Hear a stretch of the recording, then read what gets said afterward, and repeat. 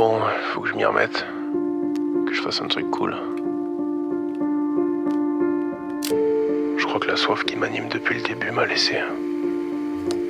Et je me retrouve là, dans un calme presque troublant. En fait, je ne sais plus vraiment pourquoi je fais tout ça.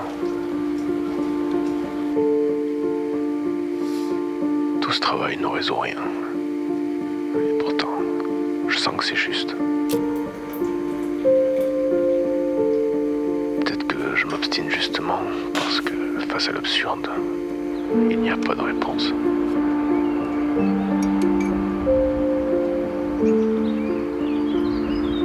Bon allez, faut que je m'y remette. J'ai pas besoin d'être bourré quand même pour me faire confiance, non. Faut juste que je fasse du mieux que je peux. Que je retrouve l'envie et la passion. C'est tout ce qui compte. Il m'aura fallu du temps pour me motiver à me remettre au travail et faire cette vidéo. Peut-être parce que je n'ai jamais eu l'esprit aussi tranquille que depuis ces 3 derniers mois. À tel point que j'en ai perdu un instant l'envie et le besoin de faire de l'art. Ouais, en fait, pour la toute première fois, j'ai pris les choses comme elles viennent. J'ai simplement fait ce que j'avais envie de faire, au moment où j'en avais envie, et surtout sans me poser plus de questions. J'ai laissé tomber cette peur de ne pas tout maîtriser ni tout comprendre. En bref, j'ai arrêté de réfléchir et j'ai tout à coup eu l'impression d'être un poil moins con.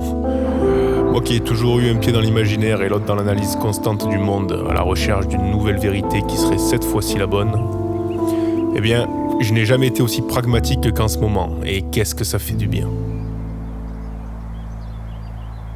Parce que c'est vrai après tout, si on était de véritables sages, on n'aurait pas tant besoin de philosopher, je crois.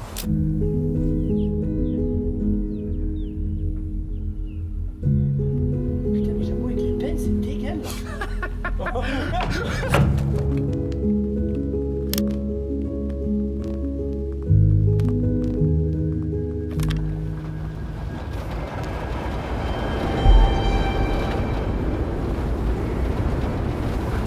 Tout bascule.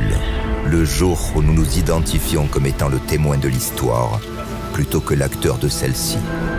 Ce jour-là, nous apprenons à ne plus chercher, à ne plus attendre de réponse, et acceptons enfin que rien ne manque. La quiétude ne s'attrape pas. Elle se ressent simplement dès lors que nous cessons de lutter contre les bourrasques. Lorsque nous laissons ces insaisissables et puissantes rafales nous traverser et nous façonner sans chercher à les retenir, paradoxalement, tout s'apaise enfin. Et il ne reste plus rien d'autre que le vent qui souffle, emportant avec lui nos dernières attaches.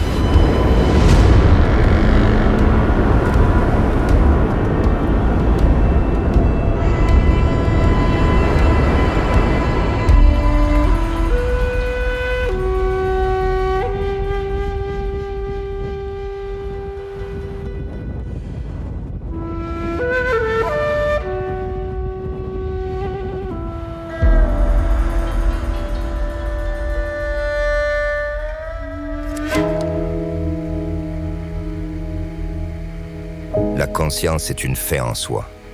Nous nous torturons pour arriver quelque part. Et lorsque nous y arrivons enfin, c'est nulle part. Car il n'y a nulle part où aller.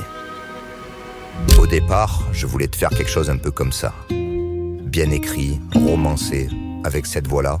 Et puis bon, je me dis qu'à la base, il faut quand même pas oublier que les vidéos que je fais sur internet, c'est ça. Moi, je trouve que t'as un sacré culot quand même, Bill. Donc écoute, j'ai envie de te faire quelque chose d'un petit peu plus simple, cette fois-ci. Peut-être un peu moins travaillé, mais plus naturel. Ouais, de juste amener avec moi pour te raconter comme ça vient, mes expériences et mes ressentis. Après 14 heures de vol direct et la fatigue accumulée depuis le matin précédent sans fermer l'œil, l'atmosphère commence à peser un peu en traversant les premières ruelles agitées de Santiago. Comment le corps humain pourrait-il correctement encaisser des changements de décor aussi violents ? Nous venons de changer d'hémisphère, passant de l'hiver au printemps, sans même avoir eu le temps de profiter d'une nuit de repos. On a quand même de la chance de vivre des expériences qui, pour nos arrière-grands-parents, sembleraient tout droit sorties d'un récit de science-fiction. Comment pourrait-on leur expliquer que désormais de telles choses sont possibles, sans risquer de passer pour des menteurs ?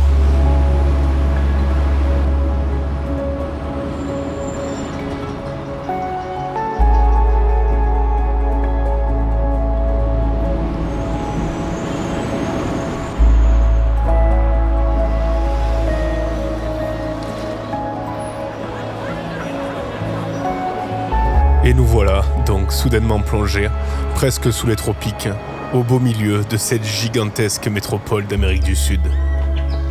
Content d'être là, évidemment, mais tout de même un brin nerveux, dû à la fatigue.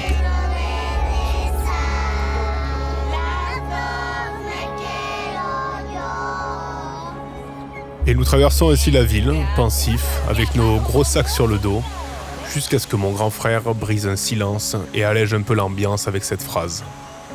S'il y a une solution, pas besoin de stresser. S'il n'y a pas de solution, ça sert à rien de stresser.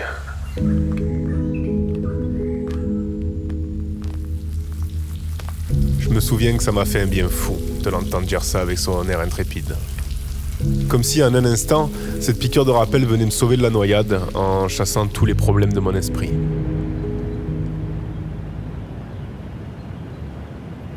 Je pense qu'on sait tous que nos ruminations ne mènent à rien, mais c'est parfois difficile d'avoir cette lucidité d'esprit quand l'engrenage se met en route.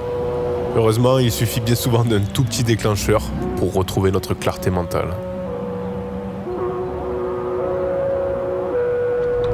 Prendre les choses trop au sérieux, je crois que c'est définitivement la pire chose à faire pour s'épargner du stress.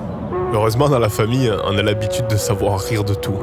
On n'est pas non plus du genre à se plaindre, et l'arrivée à l'hôtel, aussi insalubre soit-il, nous a plus fait rire qu'autre chose. Existe-t-il un autre remède à l'absurde que le rire ? Je crois que nous devrions trouver des raisons de rire, plutôt que de stresser pour des problèmes qui ne sont pas aussi grands qu'ils en ont l'air. Je me refais alors un peu la morale en essayant de me convaincre que m'inquiéter ne sert à rien, si ce n'est qu'à me distraire du moment présent. C'est vrai, c'est toujours trop tard que je réalise à quel point ce moment était simple et précieux. Tout compte fait, aucune quantité de réflexion ne rendra jamais la vie sûre et toutes les heures que je passe à redouter le pire n'empêcheront rien d'arriver. Ouais, la plupart des scénarios qui me préoccupent ne se réaliseront jamais. Les réponses parfaites que j'imagine ne seront jamais nécessaires. Et la plupart des problèmes que je cherche à résoudre n'existent que dans ma tête. Et c'est en retrouvant mon calme que je réalise que toute cette gamberge ne me préparait en rien.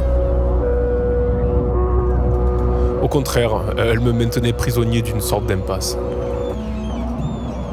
Alors, plutôt que de s'en faire, allons créer des souvenirs qui en valent la peine. Il n'y a qu'à vivre ce qu'il y a à vivre. Voilà la seule règle.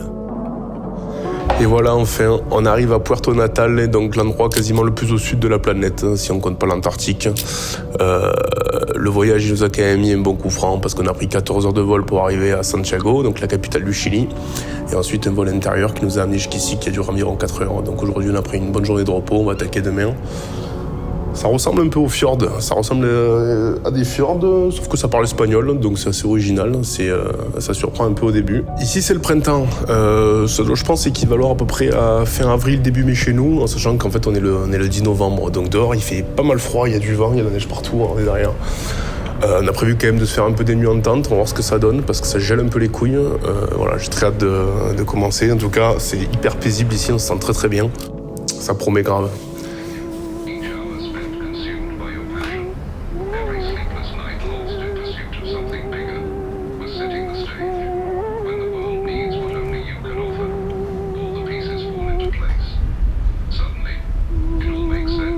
Notre première discussion en arrivant ici laisse présager que ce voyage se déroulera sous le signe du laisser-faire et du lâcher-prise. Il m'aura quand même fallu 28 ans pour me rendre compte que je suis un peu fiévreux de vouloir contrôler et comprendre toute chose. Je fais partie de ces perturbés du perfectionnisme et de l'omniscience qui se voient un brin malade du besoin d'être à tout prix productif à chaque instant ou de vouloir tout saisir dans ses moindres détails.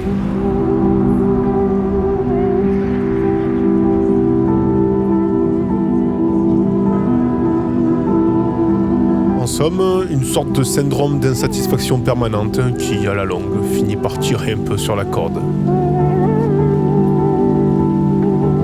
Le paradoxe, c'est que cette obstination m'a très certainement été bénéfique pour avancer, grandir et aller jusqu'au bout de mes idées. Mais je me rends compte aujourd'hui qu'elle m'a aussi aveuglé et empêché d'apprécier pleinement de nombreuses choses aussi simples que précieuses. Alors, être dur avec soi-même a certainement ses avantages, c'est évident. Mais si se montrer le plus sévère possible envers nous-mêmes était la solution, j'aurais déjà tout compris.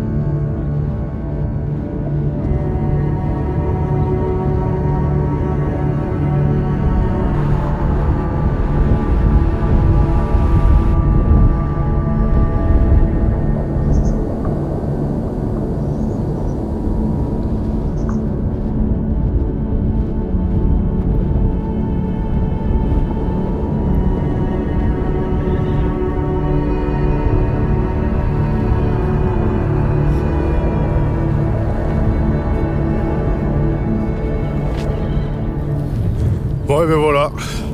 Nous venons d'arriver dans le parc naturel de Torre del Paine, en Patagonie. Bon, ben c'est hyper gigantesque. En fait, c'est tellement gigantesque qu'ici, il y a des endroits où l'humain n'a jamais mis le pied. Donc, pour vous donner une idée, c'est des fjords à perte de vue, mais ça va sur des centaines de kilomètres. Et c'est très inaccessible. Donc, en fait, dès que vous sortez des routes, des sentiers battus, vous pouvez être quasiment sûr que personne n'a marché là avant vous. Donc, l'ambiance est assez étrange. C'est sauvage, on peut pas faire plus sauvage. Là derrière il y a des plus gros spots, mais c'est couvert. On va essayer de monter en haut, voir si on a un peu de cul, si on arrive à le choper. Mais ouais, trop content, c'est incroyable. L'air, je pense que c'est l'air le plus pur que j'ai respiré de ma vie. Ça c'est l'eau douce, c'est des lacs où il y a la couleur pété les plombs, c'est incroyable. Bon, demain on part sur un trek de 3 jours. On a prévu de dormir en tente, mais vu le vent et le ressenti, je sais pas ce que ça va donner. On va voir. En tout cas là, première vue déjà, c'est gèle les couilles. Avec le recul, je réalise que ce besoin incessant d'aspirer toujours à autre chose est peut-être l'un des fléaux de notre monde moderne. Je parle d'une pesante sensation de ne jamais être assez, ni à sa place. De se sentir perpétuellement coupable de ne pas être meilleur, enchaîné à une remise en question sans fin, comme si, quelque part, il existait un autre chemin, une autre manière d'être, la bonne.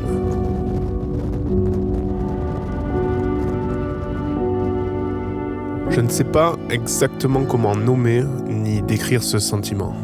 Peut-être est-ce une sorte de crise identitaire, née de l'effacement progressif de repères autrefois simples, sains, nobles, mais surtout porteurs de sens.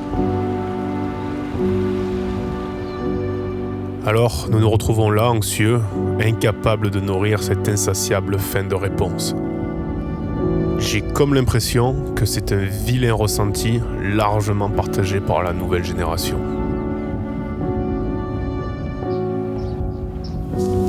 On va se le prendre cool comme ça. Il y a un petit dodo qui gazouille quand même, hein. C'est le printemps, hein. On se gèle les burnes, mais c'est quand même le printemps. Première nuit en tente, on va voir ce que ça va donner. Alors pour l'instant on n'est pas haut, demain on va monter un peu plus, on attaque le trek. J'espère que le vent se calme, parce que la journée ça souffle de malade. Ils te disent même de faire gaffe avec les portières des bagnoles, parce que si tu laisses les portières des bagnoles ouvertes, le vent ça peut te les arracher. Nous on a loué une caisse, on va essayer de pas arracher les portières, parce que déjà que c'est pas cadeau ici. En dehors des routes et des endroits où c'est construit, où il y a un peu des bleds qui se font après, là il y a vraiment personne. Je pense que c'est ici et le Yukon en gros, hein, les deux endroits que tu peux faire un truc de ouf, la Into the Wild, voilà c'est ici. On se la prend à la coffee shop, hein.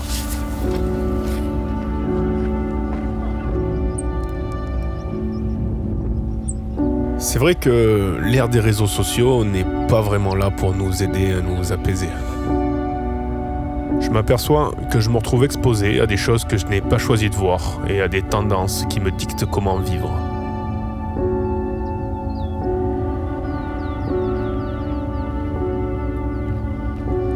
Entre d'innombrables publicités, on essaie de me convaincre que j'ai manqué un truc d'essentiel. Que je fais presque tout de travers depuis le début, ou que je devrais être différent, simplement parce que tout le monde en parle.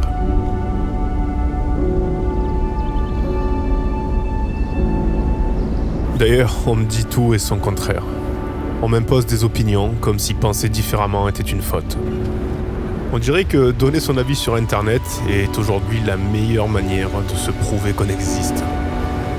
Et je n'échappe pas à ce réflexe.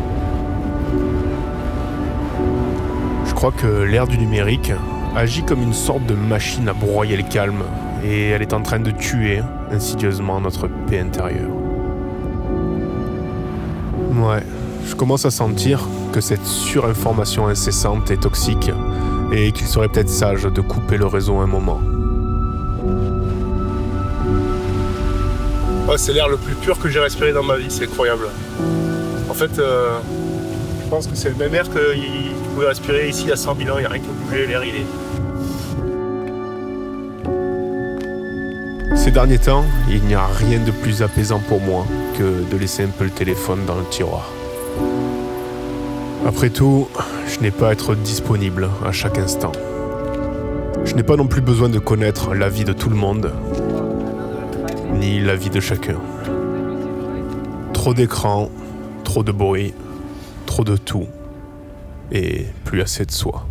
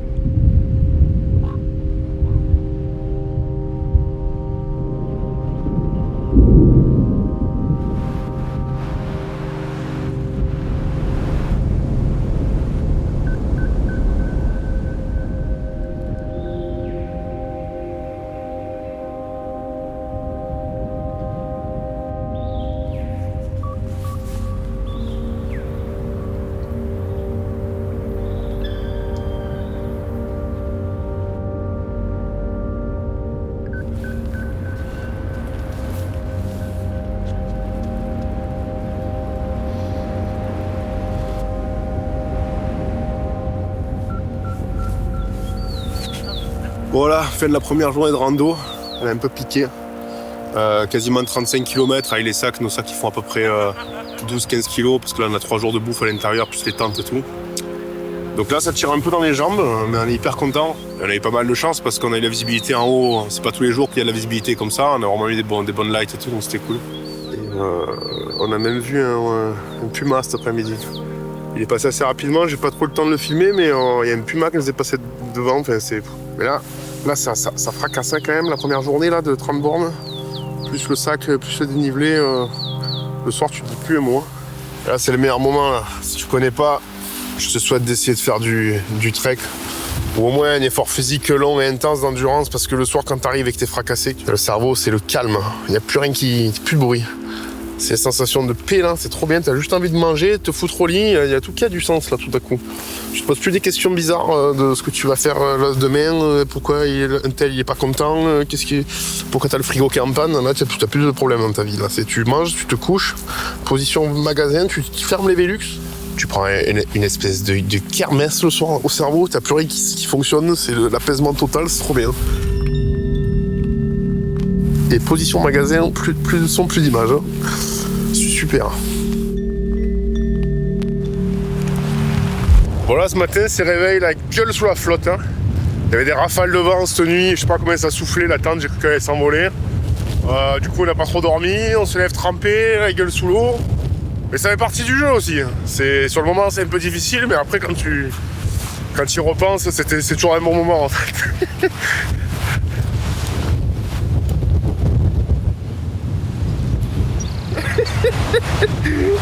Ouais. De toute évidence, il existe aussi en chacun d'entre nous un bagage émotionnel qui contribue largement à ce sentiment d'inadéquation. Je crois que les schémas familiaux dont nous héritons nous façonnent bien au-delà de notre volonté. Il ne s'agit pas de condamner cette réalité, mais de l'observer avec clarté pour enfin pouvoir s'en libérer. Je me souviens qu'en tant qu'enfant, je pensais que les grandes personnes étaient des super-héros qui savaient tout. Et en grandissant, je réalise qu'elles sont simplement des personnes qui font de leur mieux avec les moyens qu'elles ont. Nos parents, eux aussi, portent en eux les traces de leur propre histoire. Ils ont donné le meilleur d'eux-mêmes sans pouvoir offrir ce qu'ils n'ont jamais reçu. Alors, ce n'est pas une question de leur reprocher leurs erreurs, mais de réaliser que, tout comme nous, ils menaient leur propre bataille. Certains ont peut-être abandonné leurs propres rêves pour nous offrir plus. Alors merci n'est pas suffisant, mais c'est un début. Je crois que le plus beau cadeau que nous puissions leur offrir n'est pas de leur imposer nos conseils, ni de chercher à résoudre leurs problèmes à leur place. C'est d'honorer leur histoire, pardonner leur maladresse et essayer de bâtir des relations futures aussi saines que possible. Je suis persuadé que le destin fait bien les choses et je prends aujourd'hui conscience que mon histoire telle qu'elle a été m'a forgé bien plus profondément que la perfection n'aurait jamais pu le faire. Bon, ben là, c'est la 3e nuit. On vient d'arriver au camping, on a monté la tente. Ici, le vent, c'est 100 km/h du matin au soir, ça n'arrête pas. Du coup, fracassé, bah, tu vois ma gueule. Hein. Entre le vent, le soleil, ça te démonte la gueule. On a fait 30 bornes encore aujourd'hui à peu près. On est allé jusqu'au glacier, donc c'est du trek, du W-trek. Le glacier, il y a une énergie de fou furieux, en fait, tu vois le truc. Après, tu vois, donc c'est à perte de vue, forcément. Il y a peut-être des trolls où, tu sais, Narnia, ça peut peut-être exister là-bas. Tu ressens vraiment un truc, t'as le vent qui arrive à 5 km/h dans la gueule du glacier, des confins du Pacifique là-bas, là, de l'Antarctique, je sais pas quoi. Démoli, voilà, démoli, 3e jour démoli. Le temps de s'acclimater, courbature partout. Demain, on va se faire ça derrière, là. C'est quand même une sacrée gueule, hein. On va aller un peu dans le massif, il y a un petit single qui fait aller-retour, qui monte un petit peu à l'intérieur. Si tu veux prendre l'air, tu viens en Patagonie, tu prends l'air, hein. C'est Paris réussi. Hein.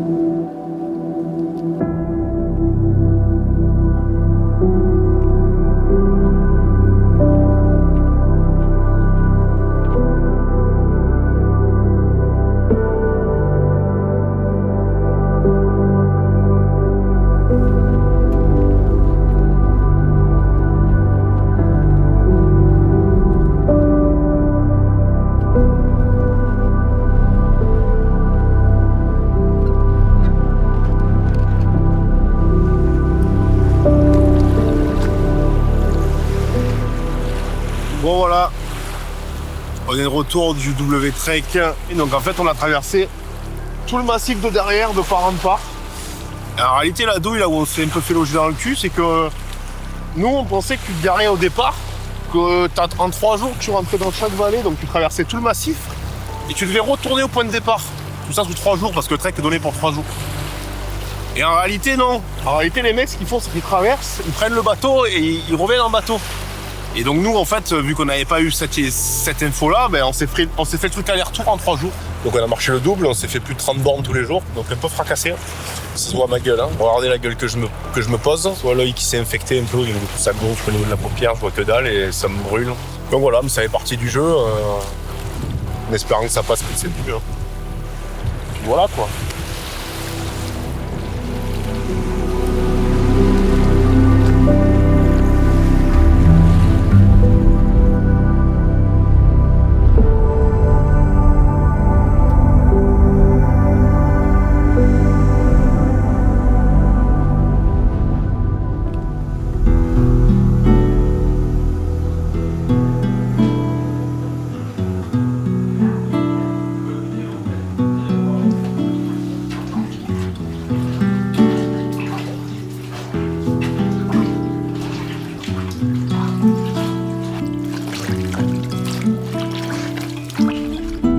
Peut-être simplement arrêter de forcer la vie à suivre un plan parfait. Avec le temps, je constate que plus j'essaie de contrôler chaque détail, plus j'ai l'impression de manquer un objectif imaginaire. Ouais, peut-être que les meilleurs chemins sont ceux que nous n'avons jamais planifiés. En fait, chaque fois où je me suis reproché de ne pas être arrivé là où j'aimerais être, j'ai surtout manqué la beauté de l'endroit où je me trouvais. Et avec le recul, je me rends compte que l'accomplissement de certains de mes rêves, aussi ambitieux soient-ils, ne suffit pas à me rassurer pour toujours. Voilà pourquoi maintenant je me dis que le jour où j'aurai tout réussi pour enfin me sentir à la hauteur et m'accorder la paix, ce jour-là, il sera probablement trop tard. Ouais, après tout, quand on y pense un peu, je crois que nous ne sommes pas nés en doutant de notre valeur, en se comparant sans cesse, ou en pensant qu'on n'était pas à la hauteur. On nous a appris à le faire, je crois, et surtout à le croire.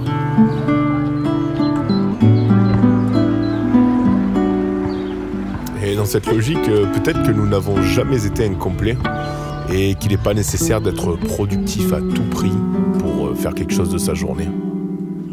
Simplement exister, c'est déjà faire quelque chose. Il suffit de nous en souvenir.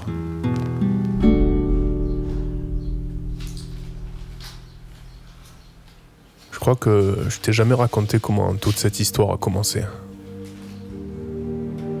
Revenons 6 ou 7 ans en arrière. Je venais tout juste d'obtenir ma licence après 3 années d'études à Montpellier. Pour être honnête, je me souviens pas si cela m'avait rendu fier. Visiblement, ça m'a pas marqué en tout cas. Enfin, passons. J'étais maintenant prêt à plonger dans la grande vie active. Mais avant de franchir cette étape, heureusement, j'ai éprouvé le besoin de m'accorder un petit bol d'air. Une petite intuition m'a soufflé qu'après 16 ans passés assis derrière un bureau sans qu'on me demande mon avis, ce n'était quand même pas demander la lune d'aller me promener un petit peu. Juste histoire de vérifier si, par hasard, on ne m'avait pas raconté que des mensonges depuis tout ce temps. Au vu de l'aigreur de certains enseignants, il est tout de même légitime de se poser la question, non ?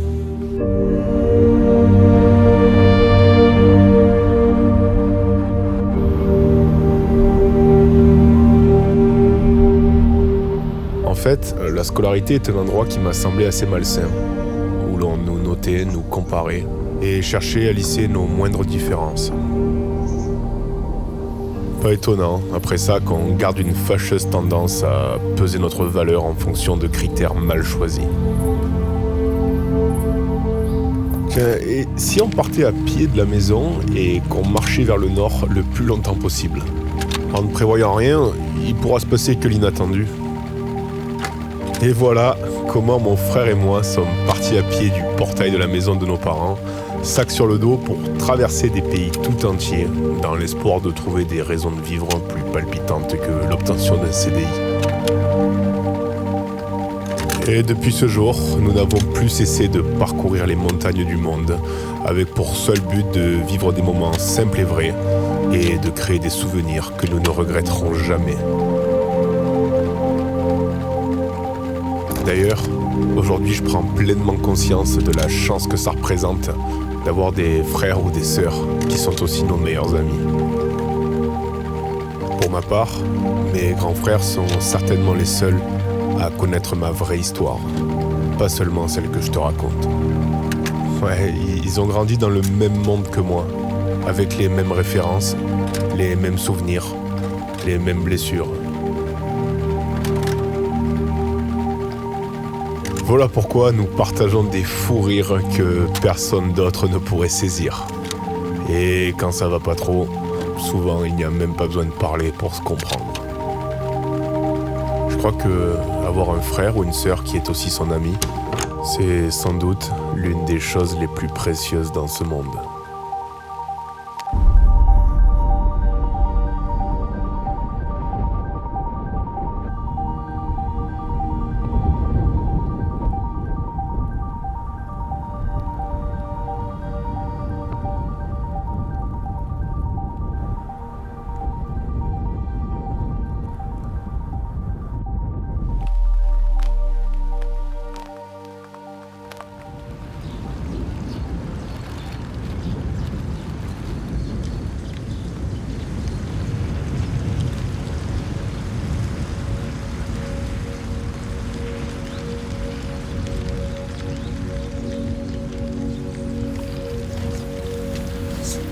Bon ben voilà, posé sous le Cerro Torre en Argentine malheureusement. On a un temps pourri donc on voit pas le bout, normalement ça fait une grosse aiguille là. C'est un sommet assez mythique, il est hyper esthétique, mais bon aujourd'hui on avait moins de chance. Mais je suis quand même content parce que j'ai eu de la chance, mon œil il a dégonflé. C'est en bonne voie là. Et en fait ce qui s'est passé c'est assez cool, ça fait une bonne petite leçon aussi parce que on est redescendu à Puerto Natal pour aller dans une pharmacie.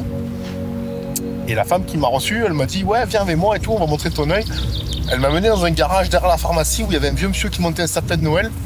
Et le mec a regardé, il m'a dit ouais, donne-lui ça, tout en espagnol là. Puis ça devait être un docteur, je présume, donc elle m'a fait une pommade à la cortisone avec des antibiotiques et j'ai mis ça à 2 pots, ça a déjà guéri. Alors que normalement, bon, chez nous ça aurait été compliqué, il aurait fallu prendre un rendez-vous, voir un médecin généraliste pour qu'il passe une ordonnance, pour que si que. Là, en 10 minutes, le problème était réglé, tu vois. C'est le bon sens, c'est les pays simples, ça fait plaisir. Franchement, ça régale. Donc là, je me kiffe le lac avec le glacier derrière, et puis à la cool, quoi. Même si je vois pas le sommet, avec un peu de cul, ça va se lever tout à l'heure. Donc voilà.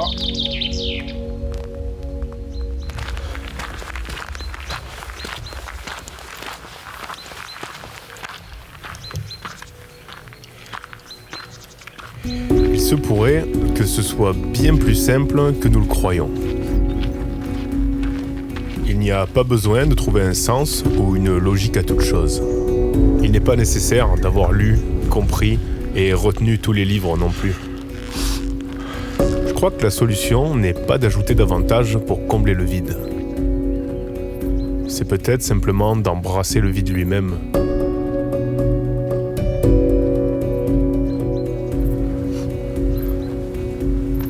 Il ne serait alors que l'espace où nous nous rencontrons enfin.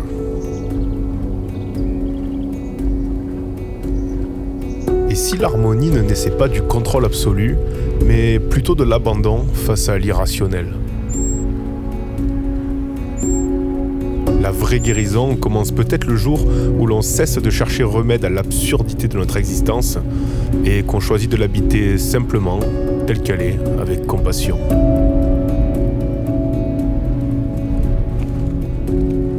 Ouais, je crois qu'on grandit davantage en s'abandonnant à l'expérience qu'en analysant sans fin. Pour ma part, jamais je n'ai éprouvé autant de tranquillité qu'en apprenant à vivre avec le mystère.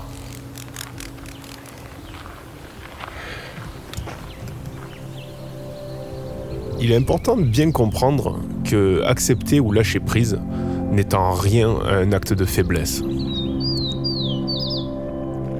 Cela ne signifie ni se soumettre, ni se résigner, ni tourner le dos à la vie. Lâcher prise, c'est arrêter de se débattre pour prouver qu'on est quelqu'un de bien, quelqu'un de fort, quelqu'un qui mérite. Ce genre de combat, guidé par la peur ou l'orgueil, est épuisant et sans fin.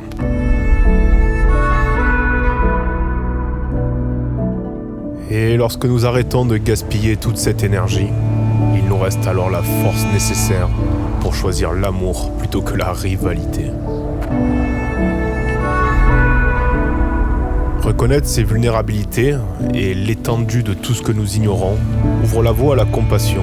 Et lorsque l'apaisement s'installe à l'intérieur, nous sommes enfin à l'écoute des autres.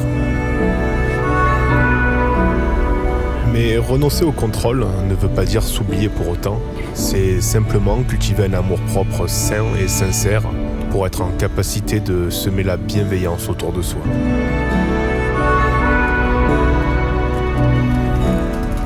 Lâcher prise, c'est réaliser qu'il ne s'agit pas de devenir le meilleur, mais plutôt d'offrir ce qu'on a de meilleur pour transformer le monde.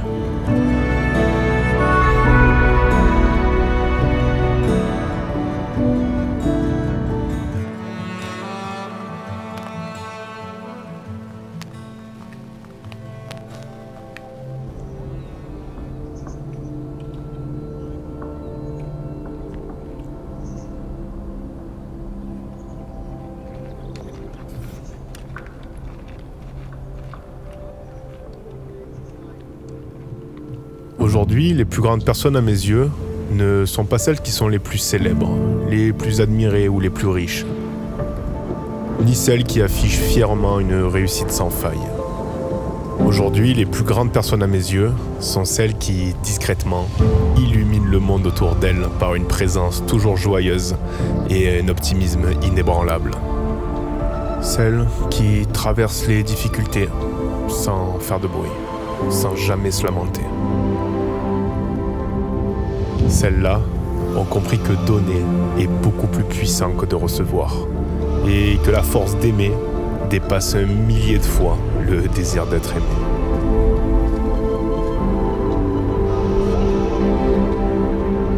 Alors, tout le mérite revient à ceux-là, qui sont peut-être les plus heureux pour avoir renoncé à vouloir l'être à tout prix. Et nous autres, éternels insatisfaits, assoiffés de considération, ne sommes sans doute que les jouets de notre propre vanité. Alors je me dis que le véritable bonheur n'est peut-être pas ce que l'on essaie de nous faire croire depuis le début. Ce n'est pas d'avoir le meilleur de tout, mais la capacité de faire le meilleur de n'importe quoi. Alors, dans ce monde qui nous dépasse, quand plus rien ne fait sens, rire, danser, offrir sans mesure et s'abandonner à la vie, ces choses-là restent et elles comptent.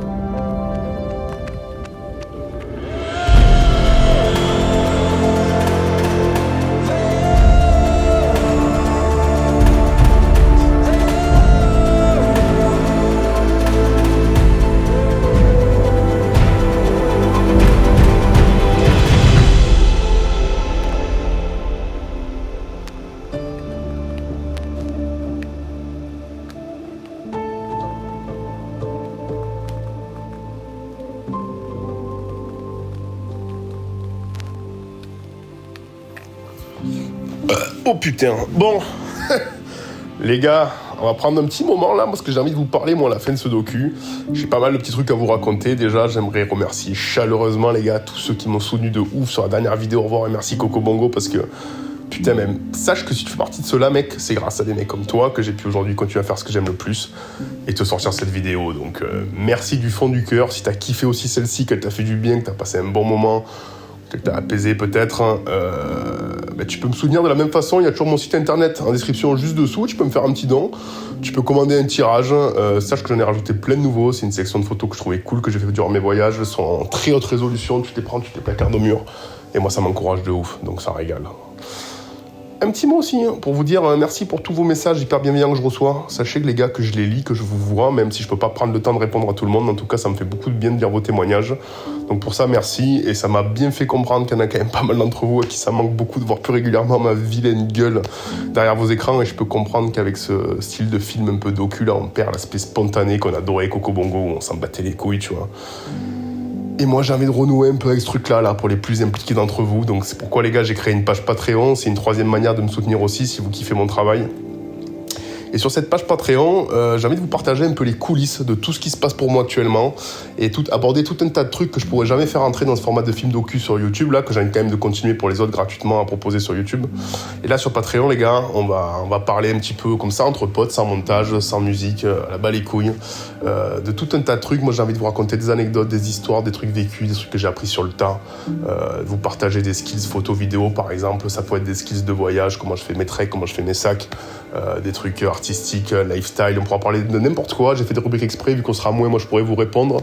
Et ça sera un endroit où on pourra partager. Donc j'espère que vous serez nombreux à me retrouver là-bas. Pour les autres, on se donne rendez-vous dans 2-3 mois là sur YouTube. J'ai un autre docu à vous faire qui va être très très cool, il parlera pas de moi. La vie fait bien les choses, j'ai rencontré un mec avec une histoire hyper atypique et inspirante, donc j'ai envie de vous la raconter. Donc voilà, j'espère que vous allez kiffer. En tout cas, je vais faire le meilleur de moi-même pour que ça vous plaise. Et on se dit à très très vite pour les plus coquins sur Patreon. Le lien est juste dessous. Je vous fais des gros bisous et prenez soin de vous et kiffez vos vies, les gars.